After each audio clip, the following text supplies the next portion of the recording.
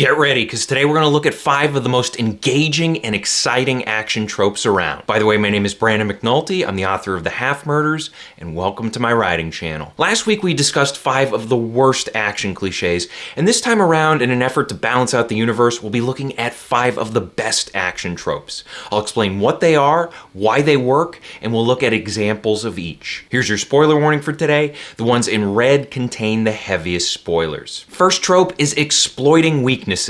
This is when one character exploits another's weakness in order to gain an advantage. And the weakness can be physical, environmental, situational, whatever it is.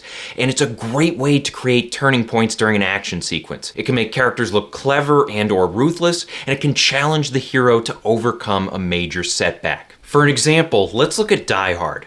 At the start, John McClane visits Nakatomi Tower and takes off his shoes to get comfortable. Then, next thing he knows, terrorists take over the place and he has to rush out to stop them without his shoes on. Later, he confronts the main villain Hans Gruber, who notices that McClane is barefoot. In the following action sequence, while McClane and the terrorists are trading bullets behind cover, Hans instructs his henchmen to shoot the nearby windows. This leaves McClane stranded in a sea of broken glass, and he has to run across it to escape. And I love this scene. First of all, we have a satisfying setup and payoff. McClane runs around barefoot for the whole movie, and it leaves him vulnerable during a critical moment. Another thing I love here is that Hans takes a strategic approach to cornering McClane. Not only does this make Hans look clever, but it forces McClane to make a brutal decision, one that speaks not only to his desperation, but also to his toughness. Second trope, David versus Goliath. This is when a hero fights an overwhelming enemy, and though Goliath should theoretically dominate, David musters up a strategy to either win or survive. These are great because they challenge the hero to get creative and resourceful, and essentially it's a form of puzzle solving. For an example, let's look at Raiders of the Lost Ark. There's a scene toward the end where a plane is getting ready to fly the Ark of the Covenant out to Germany, and Indiana Jones is determined to stop it from leaving. However, before he can do anything, a mechanic who's built like a wrestler comes out to challenge Indy to a fist fight. Now, in many action-heavy stories, this would be a lazy scene where the hero just shows toughness and outpunches the enemy.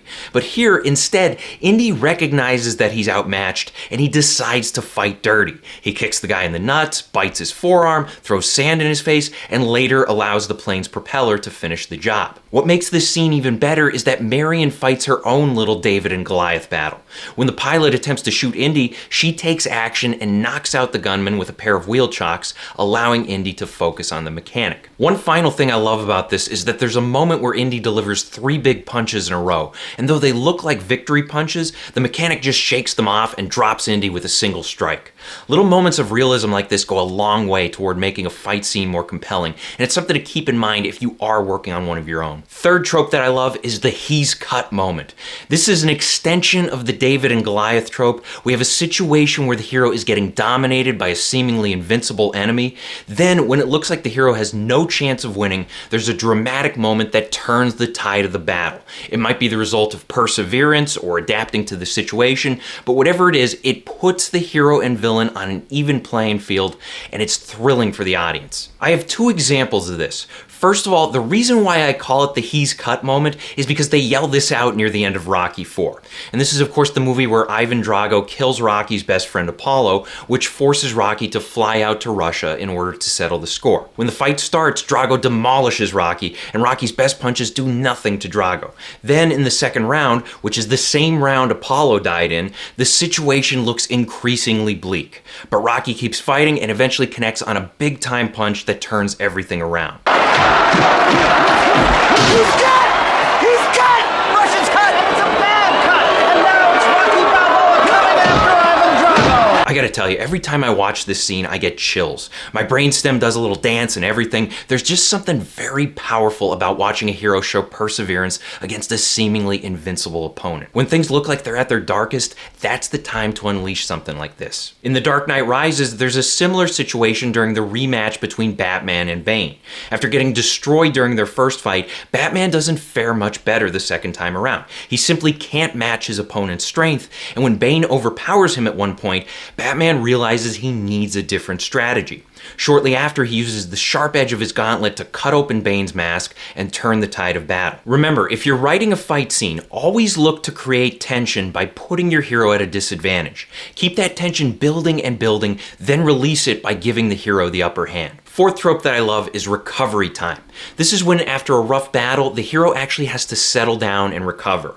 It adds realism, variety, and depth to the story, it balances out the pacing, and it allows for things like character development, exposition, and world building to take center stage. And this is a great way to create tension because you have the hero in a vulnerable state, and they're going to be in a hurry to heal. I have two examples for this one. First, I want to look at Season 1 of Daredevil. In the first episode, we're introduced to a superhero who can knock around his enemies, and at the end of that episode, Daredevil is trying to locate a child who's been captured by the mob. Then the second episode opens with Daredevil lying broken and bloody inside a dumpster. We don't see how he sustained these injuries, but we don't need to because the story switches up the pace and gets us invested in the characters. A nurse named Claire rescues Daredevil and takes him back to her apartment. In most stories like this, she would probably slap a band-aid on him and send him on his way, but this show takes a refreshing route by forcing Daredevil to recover from his injuries, which include a collapsed lung.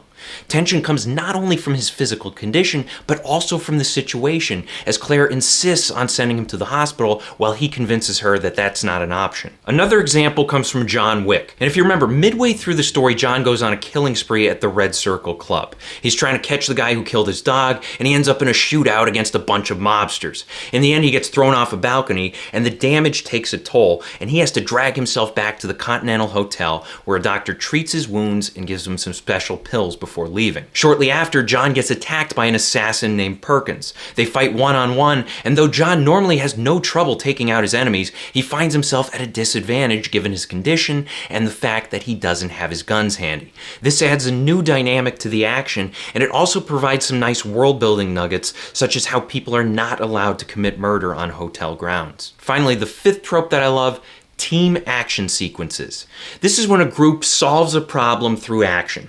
Every character contributes something unique, and you have a situation where heroes make mistakes, they run into obstacles, they overcome the odds. And it's satisfying to watch multiple heroes working together to solve a complex problem.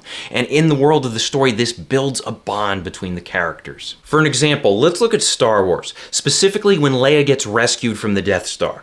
This sequence starts when Luke convinces Han and Chewie to help Leia before she's executed. It shows Luke's strategic planning abilities, and when the plan falls apart, Han and Chewie have to shoot up the place like outlaws. Later, after Leia leaves her cell, she takes charge of the situation and blasts open an escape route. Once the gang lands in the garbage crusher, the droids have to get involved as well. C-3PO acts as a communicator, while R2 uses technical skills to stop the trash compactor from crushing the heroes. As far as teamwork scenes go, it doesn't get much better than this. Everyone plays an important role and shapes the outcome in a way that feels natural and true to character. Remember, when you're writing action scenes, ask yourself what each character brings to the table and how they can each contribute to the scene goal. So I hope this helps. Question of the day: what is your favorite action trope? Let us know in the comments section below. Thank you for watching. If you want to support the channel, please pick up a copy of any one of my books and be sure to leave reviews on Amazon. If you like horror stories, you'll love The Half Murders. It's about a woman and her daughter who go into a haunted house and they get chopped in half, and for them, the nightmare is only beginning. Also, be sure to check out my other videos, like, share, and subscribe, and as always, remember to keep on writing.